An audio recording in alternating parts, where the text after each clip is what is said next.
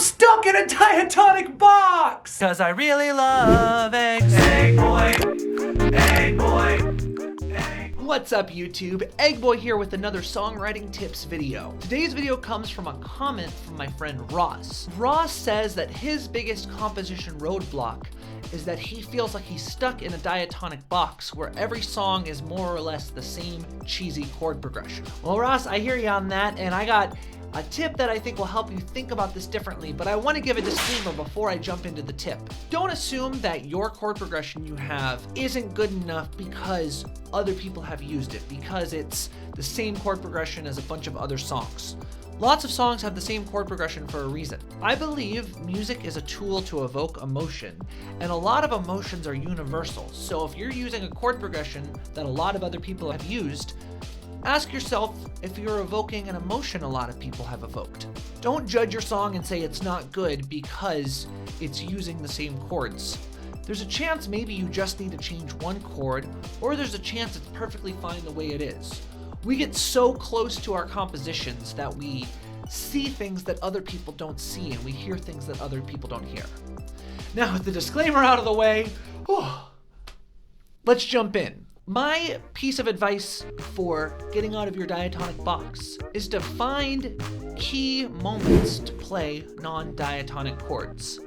I think often people think, okay, I gotta come up with a hip chord progression, and they start trying all this stuff, and they play a progression that's just really thick and has too much going on and detracts from whatever melody they were going for. Remember, the chords should serve the melody and the lyric. I would recommend finding key moments to play a chord outside the key.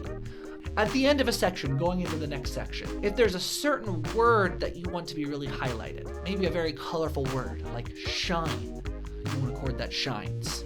Fright, you want a chord that frightens. Let me demonstrate with an example. I'm gonna play a chord progression in the key of G. I'm gonna play a chord progression thousands and thousands of songs have used.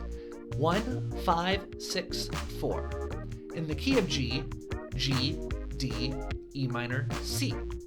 And what I'm gonna do is I'm gonna play this progression 4 times, and on the last time, the very last chord, instead of playing a C chord, I'm going to play a non-diatonic chord. I'm going to play an F chord.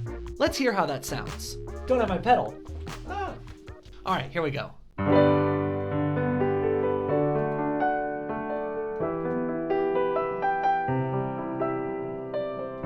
that's 1 to 5, 6 to 4. That's 2 times. Here's the 3rd time.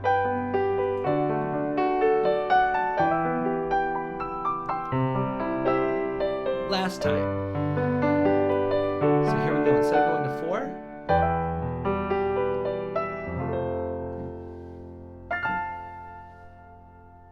you hear how nice that sound? We get out of the key right there, then we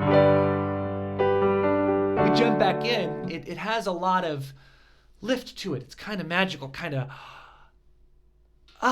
it pulls you in. Listen if I play that F chord every time instead of saving it to the end there.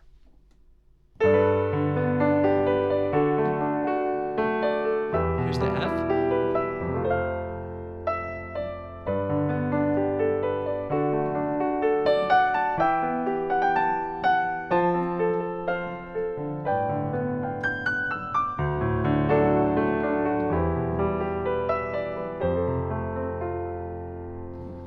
Now, I don't think that sounds bad, but I do think that first progression I played where we saved the non-diatonic chord until the end of the section gave the chord a lot more magic, a lot more power when we got there. Think about finding key moments to add a non-diatonic chord. You don't have to have a bunch of crazy chords in a row.